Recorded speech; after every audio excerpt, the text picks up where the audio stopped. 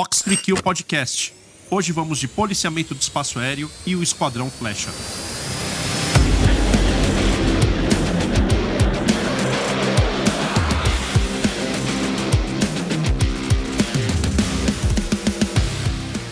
Sejam bem-vindos a mais um episódio de Fox 3 Kill Podcast, um programa que tem patrocínio master da Saab, que é a fornecedora dos caças F-39 Gripen para a Força Aérea Brasileira. Nós também temos o apoio da revista Tecnologia e Defesa, que é a mais antiga publicação de defesa da América Latina, e também do Esquadrões de Combate, que além de roupas, camisetas, grifes, eles têm uma série de livros, especialmente um deles é muito indicado para esse podcast de hoje, que é a respeito do Super Tucano. O nosso podcast está disponível no Apple Podcasts, Google Podcasts, no Deezer, no Spotify, no canal da Hunter Press no YouTube e também no próprio site, que é o www.f3kpodcast.com.br. Hoje o programa ele é voltado para o Super Tucano, envolve muito essa plataforma, essa aeronave, e o Mass Briefing de hoje também traz umas notícias muito interessantes a respeito dele. Attention, roll call. As possibilidades de venda para o Super Tucano nos últimos meses, para novos operadores, está realmente muito atrativa.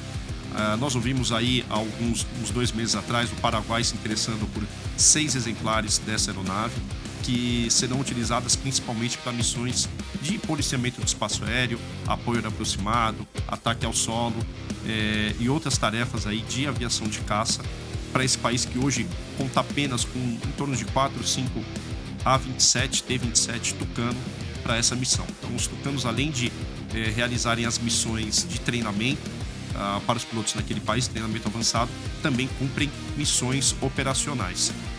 Apesar de ser uma plataforma muito boa, né? O Tucano, inclusive, já realizou esse tipo de missão aqui no Brasil. O Super Tucano é muito mais adequado, muito mais voltado para esse perfil operacional.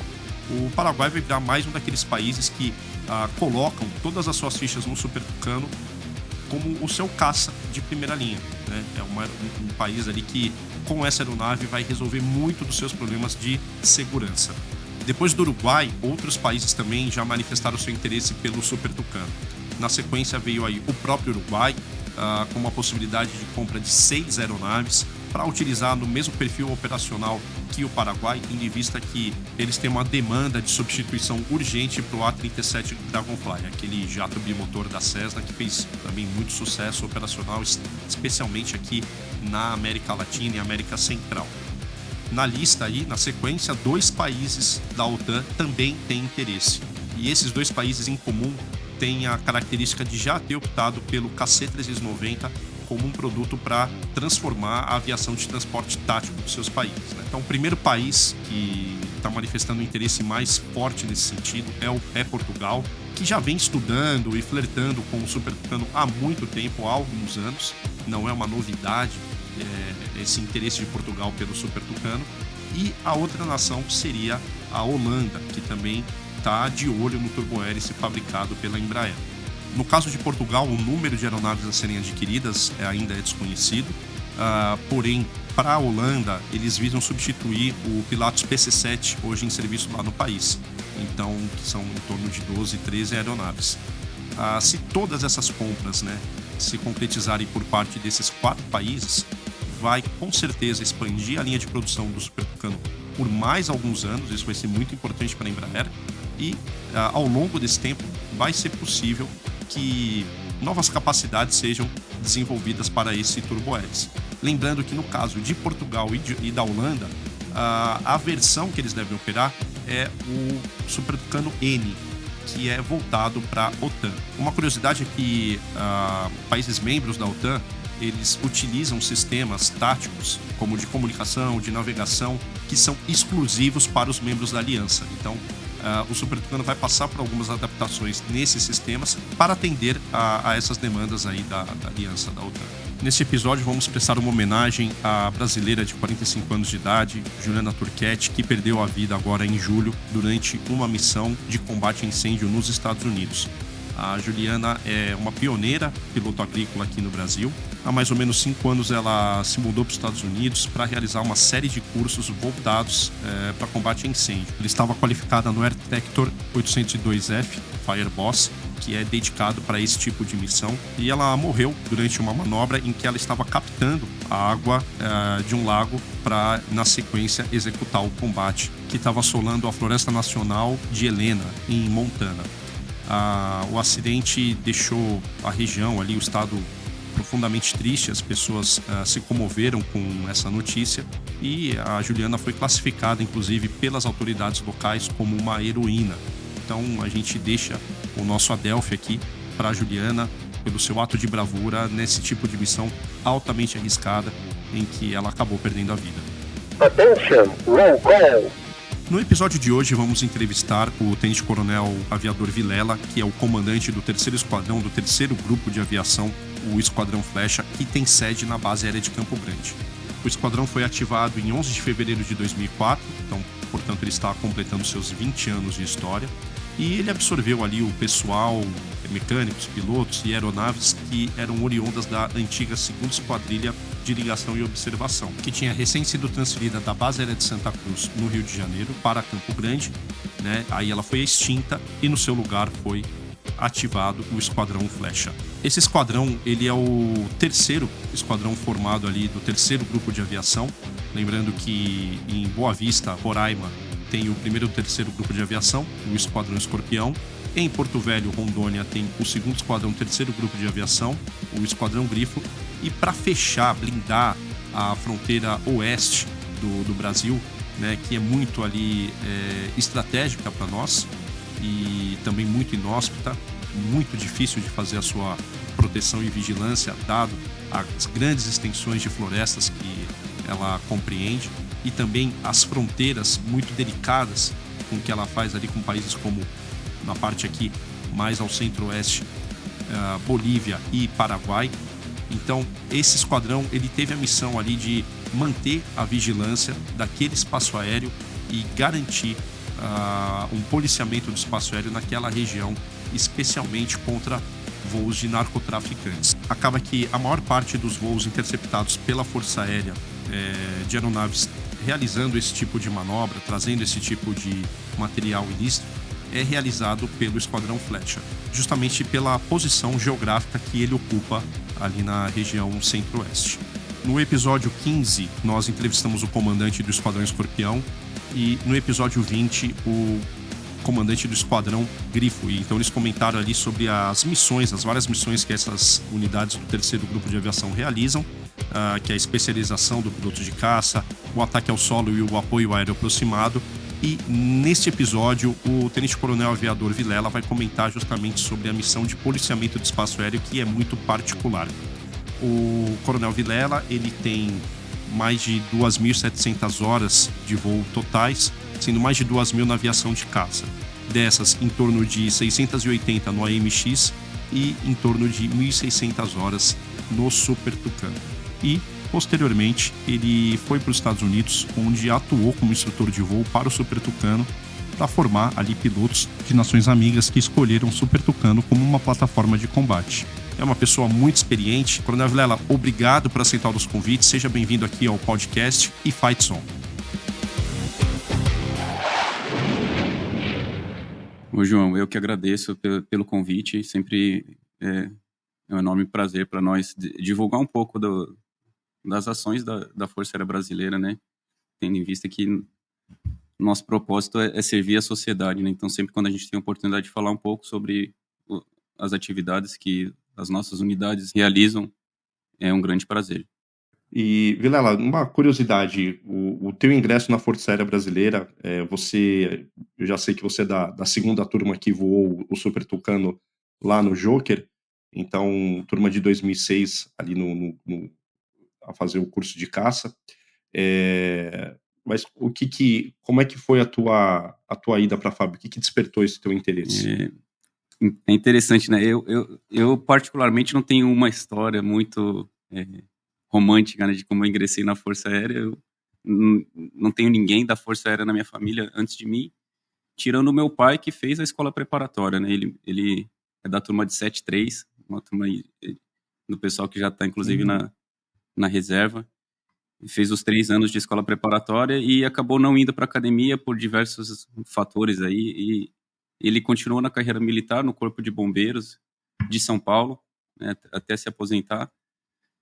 Mas essa é a conexão que eu tinha com a Força Aérea, né? A passagem pelo meu pai, né, do meu pai pela Epicar. Ele nem seguiu, então, nem fez AFA, nada. Não, ele queria muito, mas na época a peneira era bem, bem forte, né? Na turma dele, na Epicar, eram mais que 300 alunos e a inspeção de saúde, os exames todos da Epicar para a AFA eram bem pesados e ele acabou não passando na inspeção de saúde por conta de audiometria. Ah, caramba. E aí ele seguiu a carreira na polícia inicialmente, né? Fez a Academia do Barro Branco, depois fez a transição para o Corpo de Bombeiros e passou a carreira dele inteira no Corpo de Bombeiros.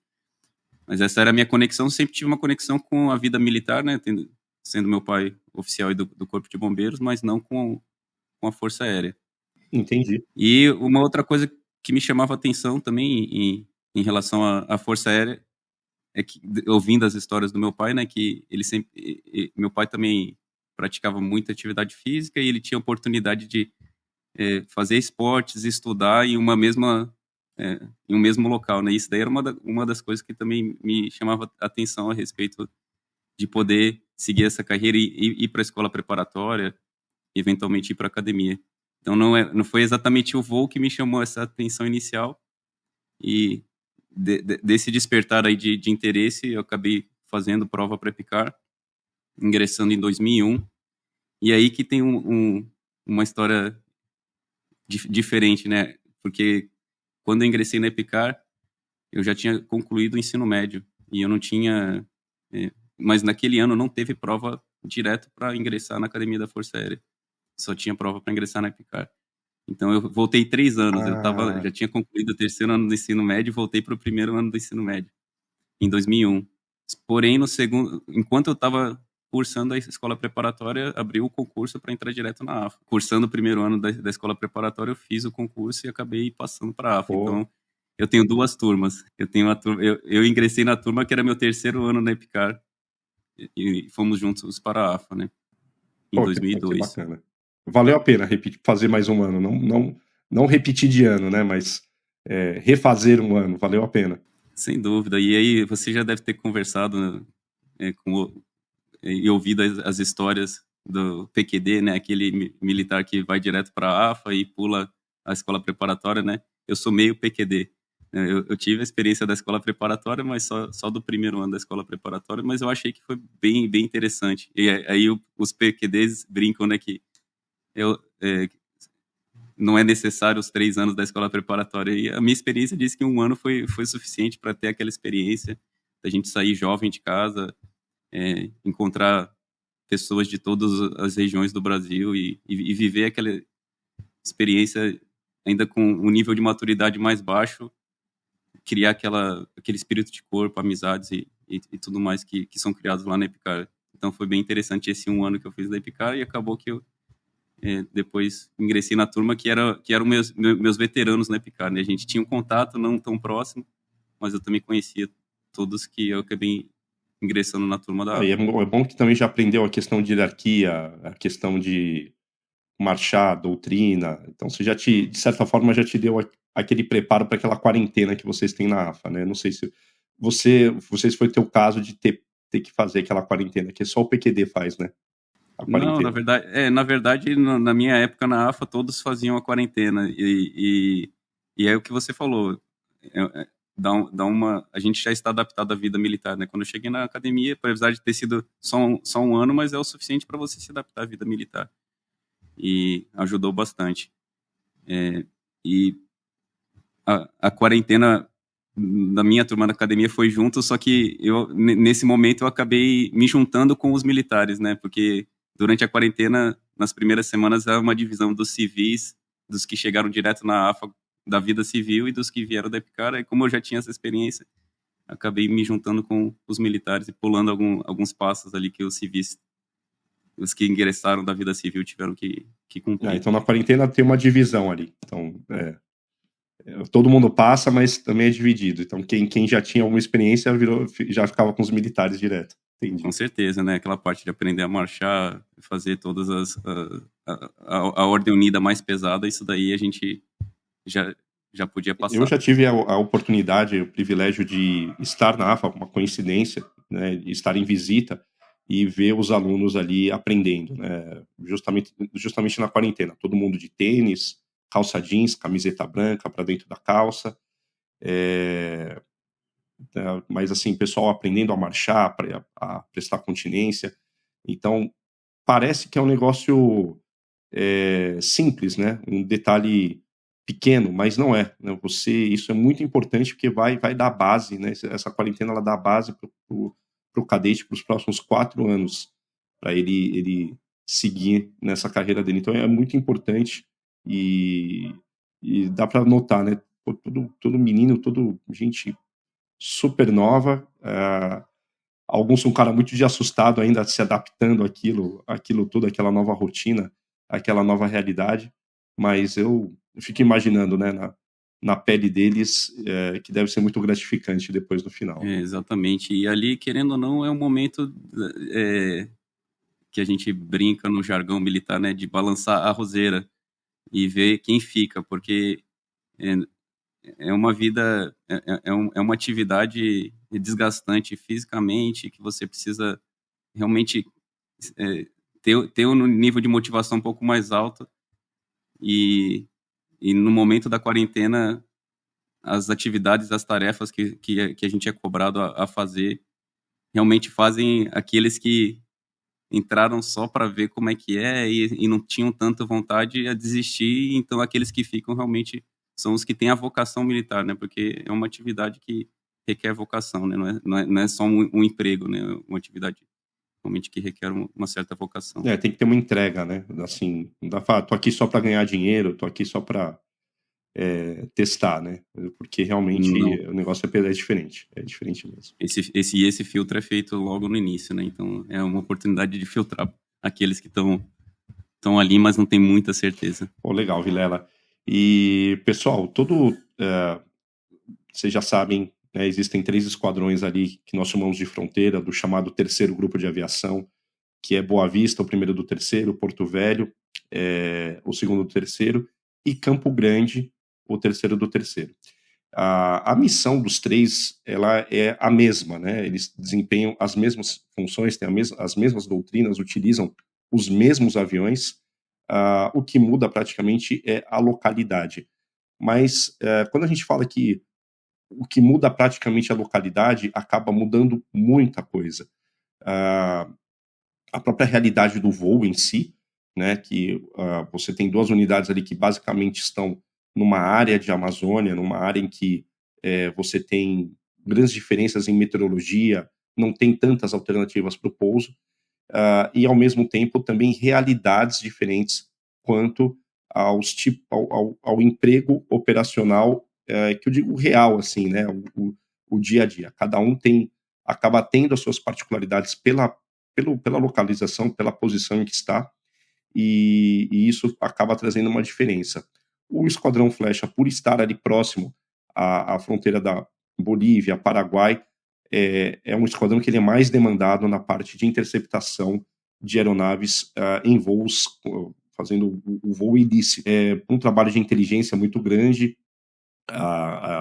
uma atuação conjunta envolvendo vários órgãos da Força Aérea. O Esquadrão Flecha ele é muito demandado a realizar esse policiamento. E Vilela, como é que é essa realidade de vocês hoje? Você falou muito bem, João. Nossas missões são bem parecidas, mas pelo posicionamento geográfico do terceiro, a gente acaba sendo demandado a atuar com uma frequência bem grande, né? E esse basicamente é o nosso ganha-pão, vamos dizer assim, né? A gente tem uma aeronave de alerta 24 horas, 7 dias por semana, e temos sido acionados continuamente para cumprir essas missões juntamente com outras aeronaves, o segundo do sexto com o Eco 99, o avião radar, para fazer a identificação do posicionamento das aeronaves. Geralmente a gente está operando, como você comentou, com informações fornecidas por órgãos de inteligência, Polícia Federal. E o nosso papel aqui é fazer a interceptação e seguir as medidas de policiamento do espaço aéreo, seguir os protocolos para, eventualmente, inicialmente averiguar a origem dessa aeronave, identificar se essa aeronave realmente está cumprindo o plano de voo, está com a licença regular, se não é uma aeronave com uma licença clonada ou algo que o valha. E a gente conversou um pouco antes, né? Resumidamente, o nosso trabalho pode ser feita uma analogia de uma polícia rodoviária, né? A diferença é que as nossas estradas estão no ar. Então, e a gente não pode pedir para a aeronave parar para a gente conversar com eles, né? Então, basicamente, o nosso papel é seguir as medidas inicialmente de averiguação. A gente vai verificar, fazer um reconhecimento à distância, acompanhamento, interrogação, eventualmente, das aeronaves para questionar alguns dados de voo. E dali a gente pode passar para medidas de intervenção, se for o caso. Já que a gente não pode pedir para a aeronave parar, a gente pode pedir eventualmente para ela pousar em alguma pista para ser averiguada em mais detalhes se realmente está tudo dentro do previsto. Eventualmente ver a licença do piloto, ver a condição de aeronavegabilidade da aeronave. E seguindo numa progressão, no uso progressivo da força, a gente pode eventualmente seguir para uma medida de persuasão, né? Se por acaso essa aeronave não colaborar com as nossas solicitações, a gente pode eventualmente partir para um tiro de aviso, destacando, né, que todos esses protocolos são muito bem treinados pelos pilotos, né? Assim como todo mundo que já foi parado por uma polícia rodoviária sabe que existem protocolos de comunicação, de progressão do uso da força, e isso não é diferente com as especificidades da gente estar voando e os cuidados que vêm em consequência da atividade aérea como um todo. Né? E em último caso, se as medidas de persuasão não surtirem efeito, a gente pode ir até o último passo, que seria o tiro de detenção, que tem intenção realmente de deter aquele movimento ilícito para que aquela aeronave seja averiguada pelas autoridades competentes, né? Lembrando que a autoridade competente para isso não seria a Força Aérea, né? A gente está sempre trabalhando em conjunto com a Polícia Federal e outros órgãos aí de segurança pública para fazer as medidas posteriores ao pouso das aeronaves. Mas, como eu disse, é o nosso ganha-pão, é aquilo que a gente treina todo dia e estamos preparados para fazer e dar essa resposta para a sociedade. Vilela, e assim, você falou esse uso progressivo da força. O tiro de detenção é aquele tiro assim, atira no pneu para o carro parar, né? Então vocês atiram no avião, não necessariamente, vocês atiram na asa, se for um bimotor, no motor do avião, para forçar o piloto a parar. Que a ideia não é atingir a tripulação que está dentro, né? Mas cessar o voo da aeronave. É isso mesmo, e o nome já diz, né? O tiro de detenção, a intenção é deter aquele movimento para que as medidas plausíveis aí possam ser tomadas em relação àquele tráfego. Vilela, e assim, pode chegar, nem todo voo, nem toda interceptação que vocês realizam chega às vias de fato de você até se expor pro piloto, porque como é que funciona esses protocolos? Você não chega já visível para o piloto, né? Você chega numa outra posição, você chega por trás da aeronave, começando fazendo esse reconhecimento à distância dela, né? Exatamente, né? Enfim, a gente é acionado pelos órgãos competentes aí, o COMAI e os Centros de Operação Militar, os COPMs, vão nos acionar. Eles estão trabalhando muitas vezes em conjunto com o avião radar. E a intenção inicial é identificar esse tráfego. E essa identificação pode ser feita de maneira visual. Realmente a gente chega próximo da aeronave, identifica as características da aeronave, identifica a matrícula. E isso pode ser o suficiente para a gente saber que aquela aeronave está em condição regular. E a partir dessa identificação inicial, as autoridades competentes, aí, cada uma no seu nível, a autoridade executora, operacional e a alta autoridade aí de defesa aérea pode solicitar que a gente passe ao próximo passo, né? E como a gente já comentou, é bem progressivo, né? Então, toda a interceptação vai iniciar com reconhecimento, passando eventualmente uma interrogação, e aí durante a interrogação a gente vai realmente conversar com a aeronave e solicitar as informações pertinentes, conforme formos orientados aí pelas autoridades que estão controlando essa interceptação. Eu lembro que o pessoal comentava assim que no começo, quando entrou a lei do abate, né, digamos assim, em vigor, que como ela popularmente ficou conhecida, que levou um tempo até que próprios fazendeiros ali que não tinham o hábito de fazer plano de voo, às vezes ele pegava o avião dele, estava saindo de uma fazenda para outra, passar a ser abordado nesse tipo de missão, porque ele não tinha um plano de voo, estava tudo certo, o avião estava tudo ok, tudo legalizado, mas ele não tinha não fazia o plano de voo, porque, sei lá, era um voo ali de 20 minutos, meia hora, então ele achava que aquilo não era necessário. E nesse caso, vocês fazem uma comunicação, avisam que, ó, necessário, faz esse trabalho também de conscientização dele, ou até um socorro em voo numa aeronave que esteja com algum problema? Com certeza. Voltando para a nossa analogia da Polícia Federal, né? Desculpa, da Polícia Rodoviária, é o caso, às vezes, da gente simplesmente chamar atenção. Ó, você está em situação irregular, nós não vamos autuar, né? Esse não é o nosso papel, mas a gente vai informar qual que é a irregularidade, eventualmente. E todo mundo que voa sabe que existem regras bem rígidas, né? E isso daí já sai um pouco da nossa alçada, né? A ANAC, as agências aí reguladoras, elas que vão acabar fazendo o auto de infração, comunicar essas infrações formalmente para os pilotos, podendo eles eventualmente até perder a licença de piloto, mas aí já não é um delito grave como o tráfico de drogas. Então, a gente faz realmente esse papel de polícia do ar, né? Então, a gente eventualmente vai identificar se aquele piloto está com a licença regular, e se ele não tiver, ele vai ser autuado pelas autoridades competentes, que nesse caso foge um pouco da alçada da Força Aérea. Entendi. E Vilela, como é que ele sabe o canal para se comunicar com vocês via rádio? Isso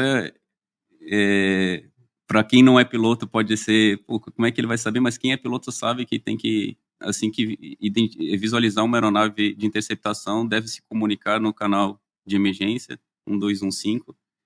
É um conhecimento comum para os pilotos, e além disso a gente carrega uma placa na nossa aeronave com a frequência a ser chamada, né? Então,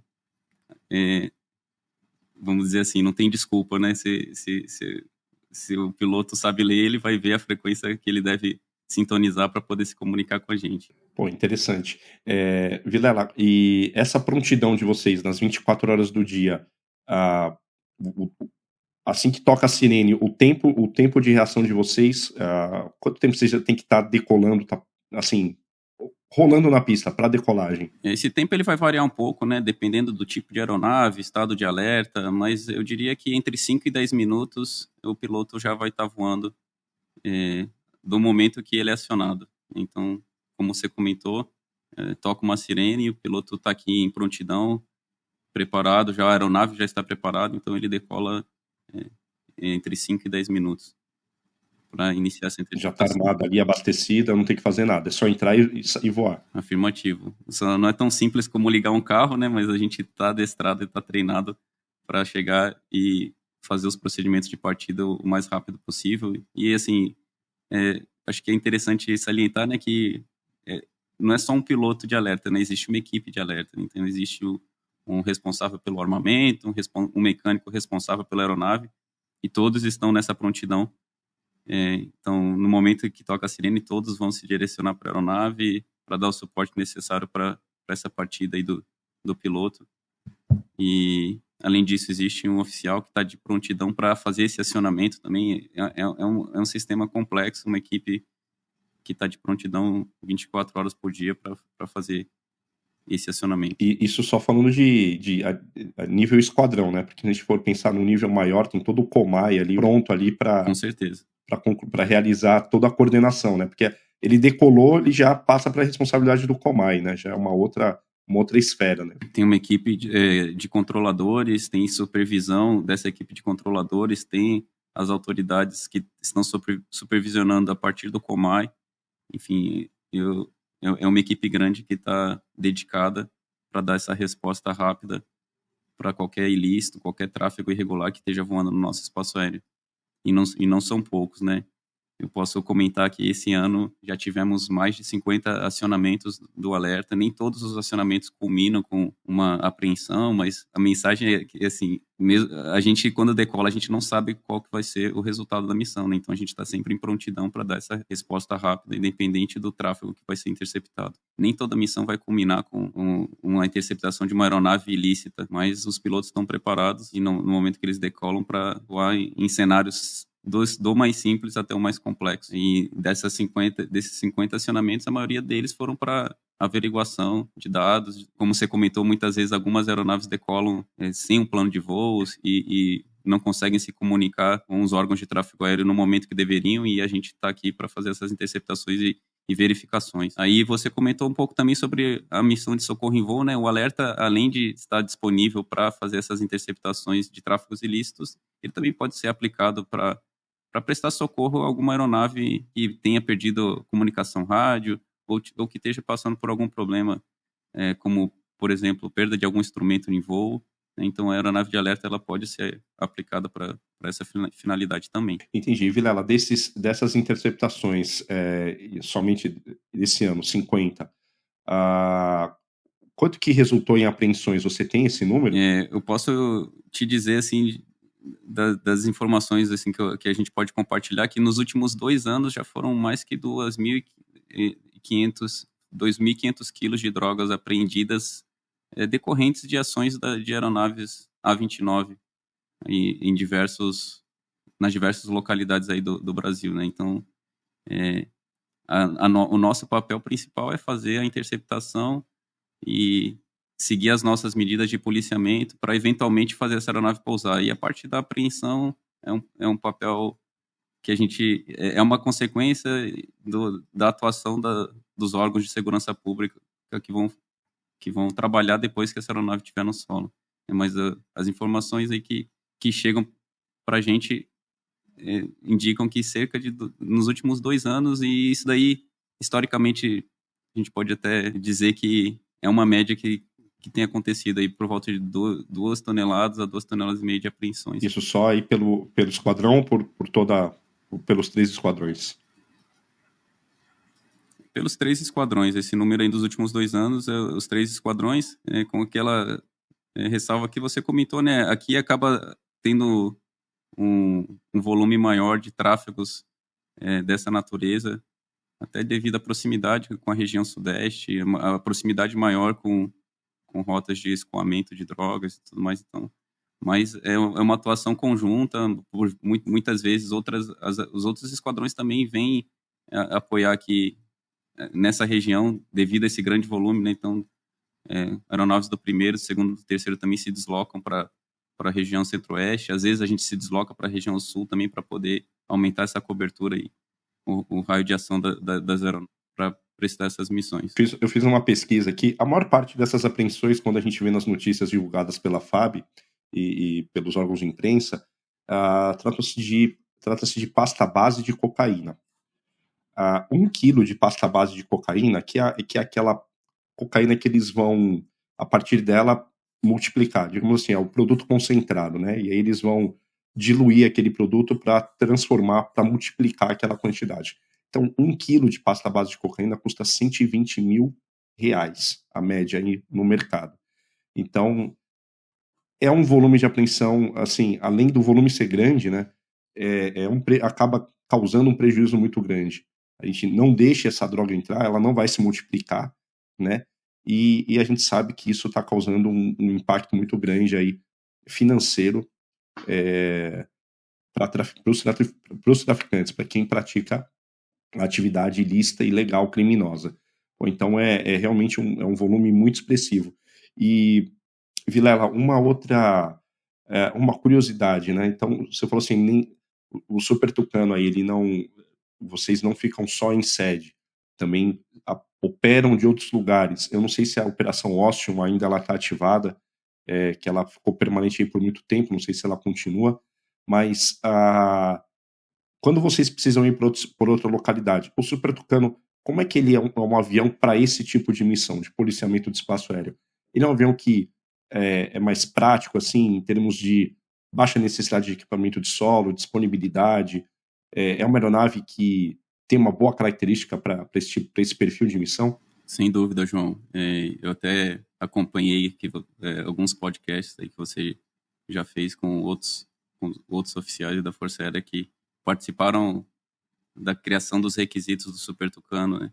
E essa é uma das grandes vantagens aí do Super Tucano em relação até ao próprio Tucano, né? A menor necessidade de equipe de apoio no solo para a parte de operação do armamento da aeronave, a parte do oxigênio, o fato do avião ser equipado por um sistema de geração de oxigênio automático a bordo facilita e diminui a necessidade de apoio no solo. Então, a gente tem uma grande flexibilidade de atuar em diversas localidades do país e de maneira rápida, né? Então, basicamente, a gente, por muitas vezes, decola com 2 aeronaves e vamos lá para a região sul e operamos a partir da região sul por algumas semanas, em conjunto com o 2º, o Eco 99,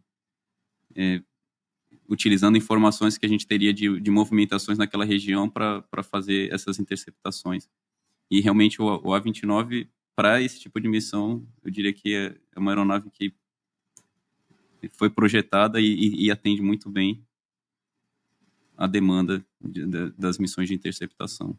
Aí não só as missões de interceptação, né, e trazendo um pouco da experiência que eu vi lá nos Estados Unidos, né, é uma missão que é uma aeronave que para missão ar solo, missão de apoio aéreo aproximado, missão de ataque, ela realmente supera em muito os competidores aí eventuais, tanto que foi uma aeronave escolhida pelos Estados Unidos para ser introduzida lá para a Força Aérea Afegã e ser empregada lá na guerra. É uma aeronave que está sendo empregada largamente na África, em diversos países. Também tive a oportunidade de participar da introdução dessa aeronave na Força Aérea Nigeriana, além da América do Sul, né? Que é uma aeronave que dentro da América do Sul já está mais do que consolidada, né? Então, a flexibilidade de você poder operar de localidades com baixo apoio é uma das vantagens do Super Tucano. Inclusive, qual que era, uma curiosidade, assim,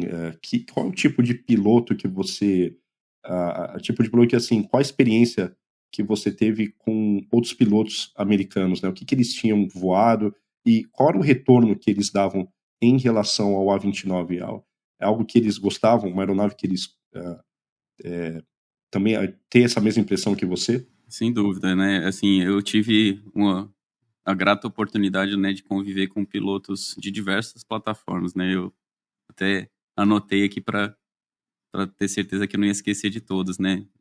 Eu voei com piloto, eu operei num esquadrão que tinha pilotos de A-10, F-16, F-15 Echo, né, o Strike Eagle, F-35, Olha, F-15 Charlie, F-14, caramba. F-18, Harrier e o mais velhinho lá, o mais antigo, tinha chegado a voar o F-4. Meu Deus, sou Então, fã, então. diversas experiências diferentes, né? E, assim, o que era comentado em uma só voz é que para a missão que ele estava sendo designado, para essa guerra de baixa intensidade, que você não tem uma ameaça aérea muito proeminente e você tem a necessidade de empregar armamento com precisão, permanecer on station, né, na área de combate por um tempo razoável, empregar uma gama diferente de armamento. É uma aeronave que atende bem e, assim, dentro da realidade mundial, né, não é só uma realidade brasileira, é da contenção de custos, né? Então é uma aeronave que não tem um custo tão elevado quanto essas que eu comentei aqui, né? O pessoal compara muito o A10 com o A29 por vezes, né? É uma comparação até um pouco injusta, porque é um outro tipo de aeronave, outra classe de aeronave. A despeito do A10 ter uma capacidade bélica muito superior, capacidade de sobrevivência muito maior, é uma aeronave de um custo muito mais elevado, né? Independendo do cenário que você está operando, você não precisa de um A10, um A29 vai cumprir a mesma missão com a mesma efetividade a um custo infinitamente mais baixo, né? Então essa era a visão aí dos sensores do A29 lá fora. E eu também tive a oportunidade nessa experiência que eu tive no exterior a unidade que eu estava servindo, ela operou o AT-6 Wolverine, que é assim, vamos dizer, o concorrente do A29. E eu tive a oportunidade de não voar como pilotando, mas voar de saco nessa aeronave. A brincadeira que eu fazia, né, que o AT-6 é o T-6 americano, né, o Texan 2, é o T-6 americano que foi adaptado para o combate. E o A-29 não, é uma aeronave que já foi produzida como uma aeronave de combate que a gente eventualmente usa como um treinador também, como uma aeronave de transição, mas é uma aeronave de combate por si só.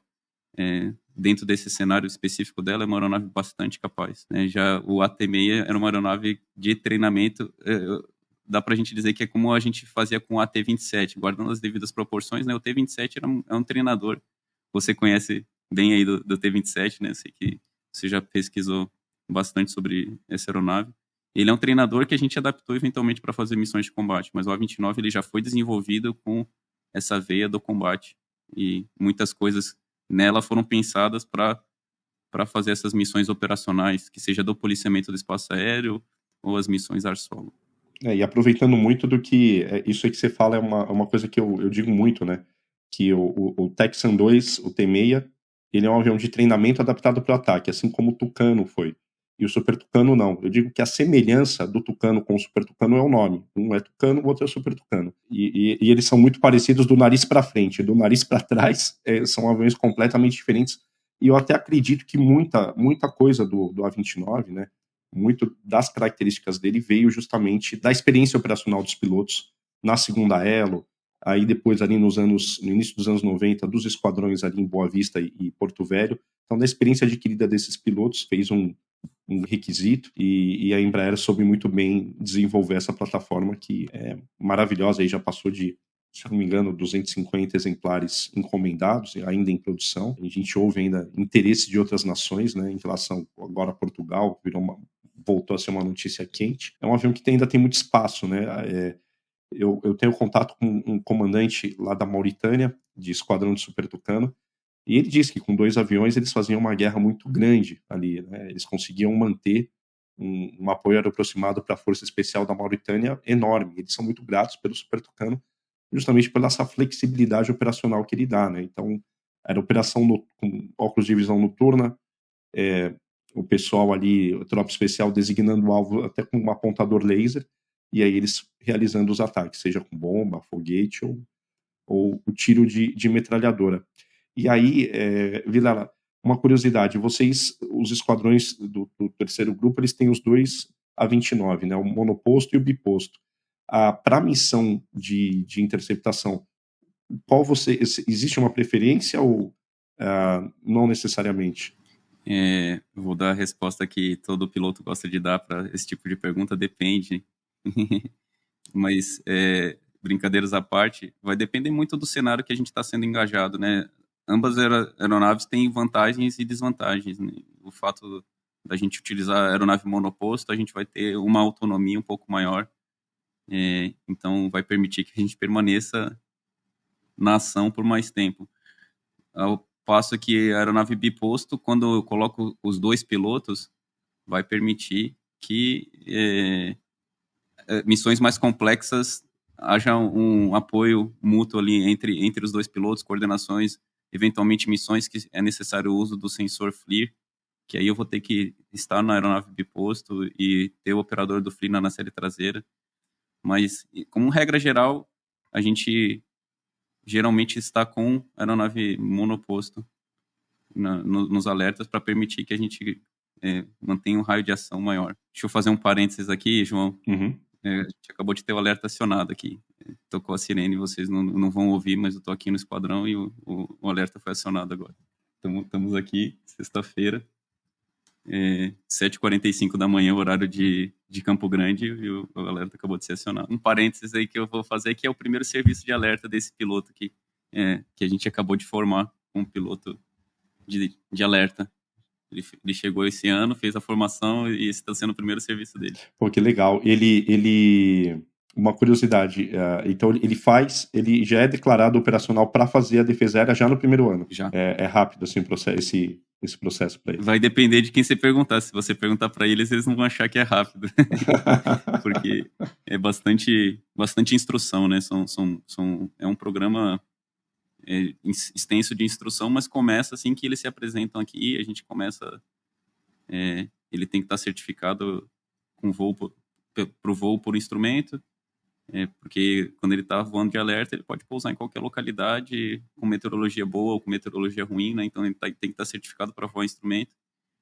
E existe um programa de formação e de missões de interceptação bem extenso para poder capacitá-los a tirar esse serviço, né? Porque como é uma aeronave isolada, ele tá voando como ala, vamos dizer assim. Ele só está aumentando a capacidade que ele já adquiriu lá no segundo quinto de ala operacional de caça, agora com essa habilitação aí de piloto operacional de defesa aérea, que a gente chama. Interessante. Vilela, e em relação ao que a gente está falando do monoposto e do biposto, quando vocês têm uma aeronave na linha que é um biposto para esse tipo de missão, para o alerta, aí você manda 2 pilotos ou não? Continua, ele decola solo? Novamente depende da necessidade da missão, né? Mas para essa missão normal aí de interceptação para averiguação de aeronaves, geralmente a gente manda um piloto só e a gente compensa eventualmente aí a falta do tanque de fuselagem com um tanque a mais de combustível, se for o caso, dependendo da necessidade de duração da missão. Mas isso tudo é estabelecido pelo comando superior, né? E nós somos os executores, né? Então, o comando superior vai solicitar o tempo esperado que aquela aeronave tenha condições de manter em voo. E aí a gente vai escalar a aeronave de alerta de acordo. E a quantidade de tripulantes também, né? Vai ser de acordo com a definição do comando superior. Mas para uma missão assim de interceptação, de policiamento de espaço aéreo, normalmente você faz com um piloto, você não precisa de 2 ali, se você não tiver o uso do FLIR. E geralmente é um piloto só. E quando você vai no monoposto, que ele tem aquele tanque atrás ali na série traseira, você obrigatoriamente decola com um tanque ou não precisa? Para missão de alerta, geralmente a gente quer uma autonomia maior do que as missões diárias, né? Porque a gente decola, como eu comentei, sem saber exatamente qual que vai ser o fim da missão. Então, a gente decola, via de regra, com tanques externos, independente de ser o mono ou biposto, né? E aí, a quantidade de tanques externos vai depender dessa solicitação do comando superior, do tempo que a gente necessita permanecer, a especificidade da missão. Mas, via de regra, mesmo com um monoposto, a gente está com um tanque ventral ou tanque subelar, para a gente poder otimizar aí a capacidade de permanecer em voo. Entendi. E Vilela, uma curiosidade, quando a gente fala de missão ARAR que o Flash executa, né, os esquadrões do terceiro grupo de aviação executam, e quando a gente fala de missões ARAR, né, interceptação, que o primeiro GDA ou o primeiro grupo de aviação de caça ou o Pampa realizam, são perfis de interceptação distintos, né? Você ali não é o mesmo tipo de interceptação que você vai realizar. O fundamento da interceptação é semelhante, né? O fundamento da interceptação não muda, mas as regras de engajamento mudam bastante de acordo com o cenário e o perfil da missão que é executada.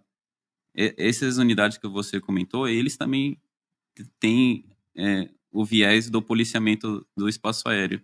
Só que, além disso, eles treinam missões ARAR em preparação para um cenário de combate, que aí eles vão fazer a Defensive Counter-Air e Offensive Counter-Air, que seria a defesa aérea na maneira clássica, que você vai tentar abater aeronaves inimigas para proteger um ponto, ou então escoltar uma força atacante, ou então ganhar vantagem dentro de um cenário que você está ingressando com uma força atacante. E o foco desse tipo de missão é mais com essas aeronaves que você comentou, o F-5, o Gripen, não tanto com a 29. Mas eles também têm a capacidade de fazer o policiamento do espaço aéreo aos mesmos moldes que a gente faz. E para aeronaves mais rápidas, eles são os vetores que vão ser acionados. Só que, da mesma forma, para aeronaves mais lentas, eles teriam um pouco mais de dificuldade de fazer essas medidas que a gente comentou. de policiamento do espaço aéreo para uma aeronave que está voando a 100 nós ou menos, para uma aeronave do tipo do F-5 seria um pouco mais complicado. Por isso que a gente tem esse complemento, né?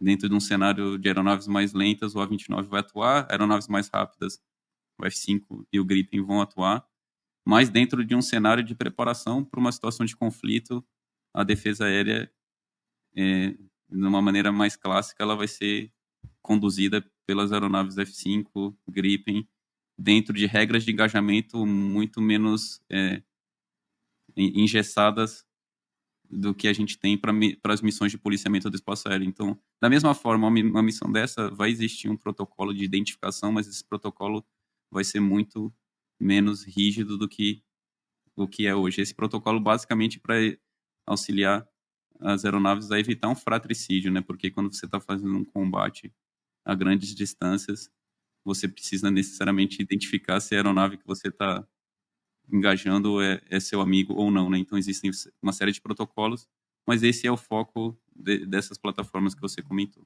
Não, entendi, Vilela. E até porque quando você fala isso, né, que você tem o A-29 para aeronaves mais lentas, é o conceito da caixa de ferramenta, né? Você, para cada missão que você precisa, para cada atividade que você precisa realizar, você utiliza um vetor ou outro. Então, Vilela, muito obrigado aí pela tua atenção. Parabéns pelo esquadrão, pela missão, pelos 20 anos aí de existência, por esse aniversário que desejo que tenha vida muito, muito longa, pelo acionamento agora aí do menino, né, o primeiro acionamento dele, que venham muitos outros mais, e agradecer pelo trabalho que vocês fazem, né, a prontidão. A gente sabe que não é fácil isso, exige um treinamento, exige um preparo muito grande, exige uma concentração enorme, mas a gente fica muito feliz aí de dormir tranquilo enquanto outros estão acordados cuidando da defesa e da soberania do Brasil. Te agradeço aí também pelo teu tempo, né, dentro de todas as suas atividades em dedicar esse momento com a gente. Eu que agradeço, João, pela oportunidade aí de divulgar um pouco das atividades do Terceiro e da Força Aérea Brasileira, né? Lembrando, a nossa missão é manter a soberania do espaço aéreo, integrar o território nacional com vistas à defesa da pátria. E nós vamos estar aqui prontos para cumprir essa missão 24 horas por dia, 7 dias por semana, para atender as necessidades da sociedade, seja em tempo de paz ou em tempo de guerra. E as portas estão sempre abertas, fica o convite para você nos visitar aqui. Ainda teremos outras festividades aí em comemoração aos 20 anos, e seria um prazer recebê-lo aqui. E agradeço novamente a oportunidade de compartilhar um pouco do nosso dia a dia e das nossas atividades. Obrigado, Vilela. Um abraço grande aí. Pessoal, mais uma vez, muito obrigado pela participação de vocês. Fiquem ligados aqui no podcast. Nós teremos outros episódios também gravados em vídeo. Um forte abraço e até o próximo encontro.